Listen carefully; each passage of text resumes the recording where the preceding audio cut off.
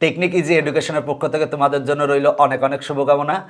এখনকার পর্বে আমি এই অঙ্কটা সমাধান করাবো। বলা আছে যদি A is to B equal to B is to C হয়, বলা আছে যদি A is to B equal to B is to C হয় তবে প্রমাণ করো যে এইটা ইকুয়াল টু এইটা প্রমাণ করতে হবে।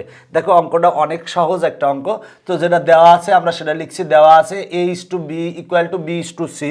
তো আমরা জানি যদি ইস টু থাকে তাহলে আমরা ভাগ আকারে লিখতে পারি, বা এ ভাগ বি।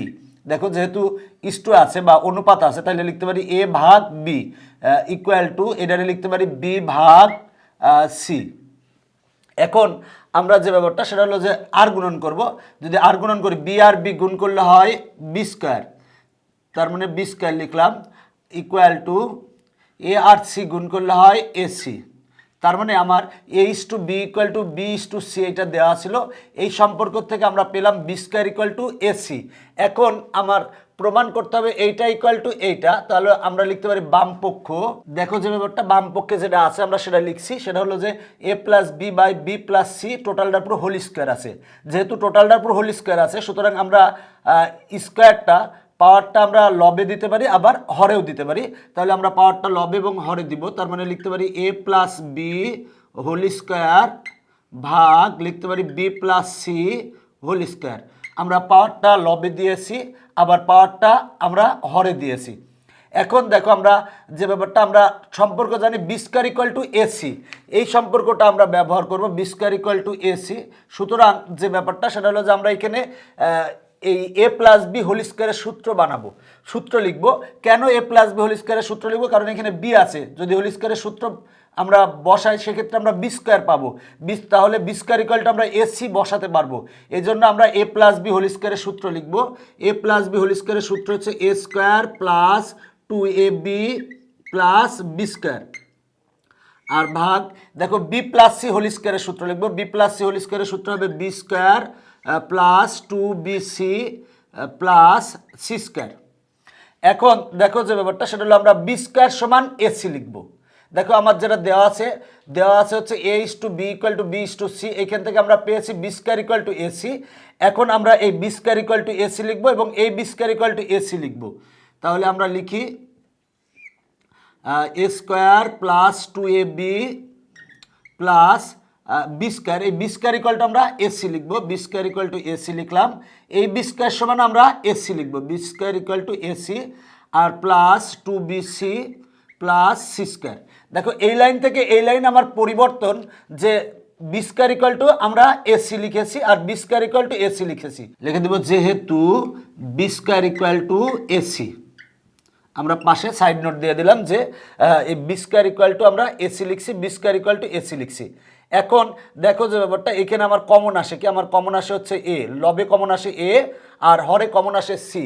তাহলে আমরা লবে এবং হরে কমন নিব। তাহলে লবে যেটা কমন আসে আমরা সেটা লিখি। দেখো আমার লবে কমন আসে হচ্ছে এ।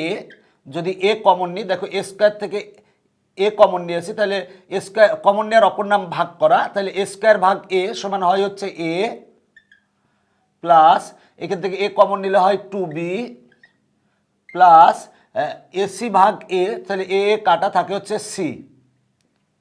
আর হরে আমরা কমন নিব হচ্ছে সি। আমরা যদি হরে কমন নিই সি, তাহলে এসি ভাগ সি, সিসি কাটা থাকে হচ্ছে এ প্লাস দেখো এখানে যদি আমরা সি কমন নিই তাহলে হয় হচ্ছে টু বি প্লাস এখানে যদি সি কমন নিই তাহলে হয় হচ্ছে সি। দেখো লবের a plus two b plus c এবং হরেও আছে a plus two b plus c. তাহলে এইটা আর এইটা কাটা যায়, থাকে হচ্ছে এ বাই সি।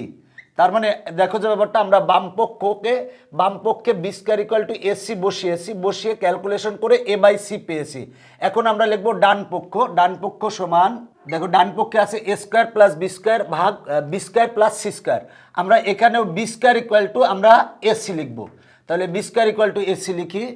তাহলে A square plus B square সমান আমরা এসি লিখবো ভাগ এই বি স্কোয়ার সমান আমরা এসি লিখবো প্লাস আছে হচ্ছে সি স্কোয়ার।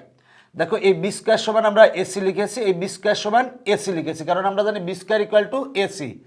এখন আমরা কমন নিব। দেখো এখানে আমার লবে কমন আসে হচ্ছে এ। যদি এ কমন নিই তাহলে এ স্কোয়ার ভাগ এ সমান আসে হচ্ছে এ আর এই প্লাস এসি ভাগ এ, এ কাটা থাকে হচ্ছে সি, আর এখানে কমন নেব হচ্ছে সি। যদি সি কমন নিই তাহলে সি সি কাটা থাকে হচ্ছে এ প্লাস, আর সি স্কোয়ার ভাগ সি কাটাকাটি করলে থাকে হচ্ছে সি। দেখো এ প্লাস সি আর এ প্লাস সি কাটা যায়, থাকে হচ্ছে এ ভাগ সি।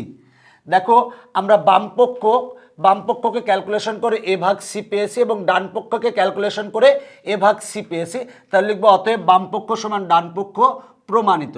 দেখো যে ব্যাপারটা, অঙ্কটা সহজ একটা অঙ্ক। সেটা হলো যে বলা ছিল a is to B equal to B is to c হলে এইটা ইকুয়াল টু এইটা প্রমাণ করো। তো যেটা দেওয়া আছে লিখছি। এবার দেখো যেহেতু এ ইস টু বি দেওয়া আছে, আমরা এটা ভাগ আকারে লিখতে পারি। এ ভাগ বি ইকুয়াল টু বি ভাগ সি লিখছি। এবার আর গুণন করছি, বি আর বি গুণ করলে হয় বি স্কোয়ার, এ আর সি গুণ করলে হয় এ সি। এবার বামপক্ষ লিখেছি, টোটালটার পুরো হোল স্কোয়ার আছে, তার মানে স্কোয়ারটা আমরা লবে দিয়েছি, আবার স্কোয়ারটা আমরা হরে দিয়েছি। এবার এ প্লাস বি হোল স্কোয়ারের সূত্র বসিয়েছি আর বি প্লাস সি হোল স্কোয়ারের সূত্র বসিয়েছি। এবার বি স্কোয়ার সমান আমরা এসি লিখেছি, আবার এই বি স্কোয়ার সমান আমরা এসি লিখেছি। এখানে পরিবর্তন শুধুমাত্র দেখো, এই বি স্কোয়ার সমান আমরা এই এসি লিখেছি আর এই বি স্কোয়ার সমান এসি লিখেছি। এবার লবে আমরা এ কমন নিয়েছি, হরে সি কমন নিয়েছি। দেখো এইটা আর এইটা কাটা যায়, থাকে এ বাই সি। এবার ডান পক্ষ লিখেছি, ডান পক্ষে বি স্কোয়ার সমান আমরা এসি লিখেছি, বি স্কোয়ার সমান আমরা এসি লিখেছি। লিখে এবার লবে কমন নিয়েছি এ, হরে কমন নিয়েছি সি। তাহলে এ প্লাস সি আর এ প্লাস সি লব এবং হর থেকে কাটা যায়, থাকে হচ্ছে এ বাই সি। তাহলে দেখো আমরা বাম পক্ষে পেয়েছি এ বাই সি, ডান পক্ষেও পেয়েছি এ বাই সি। তাহলে অতএব বাম পক্ষ সমান ডান পক্ষ প্রমাণিত। এখনকার পর্ব এখানেই শেষ করছি, পরবর্তীতে আবার দেখা হবে। Bye bye.